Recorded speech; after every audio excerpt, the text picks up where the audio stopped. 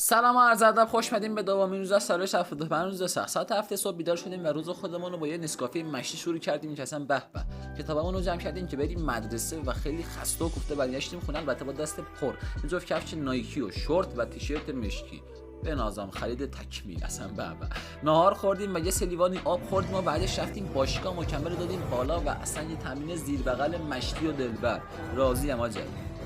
بعد تمرین زدیم در بدن و بدو کل مسیر باشگاه تا مغازه رو دویدیم و وقتی رسیدیم با این صحنه زیبا و اصلا حلالم کنید دیگه و یه نگاه پر از حسرت شام خوردیم و بعد شام هضم‌آبمون تکمیل شد. دوستان دیگه وقتش بود مغازه رو ببندیم، برگردیم خونه تا برای پارت 2 تمرین یه 10 تایی شنا بریم و بعدش یه حالی به این شکم بدیم که بنازم.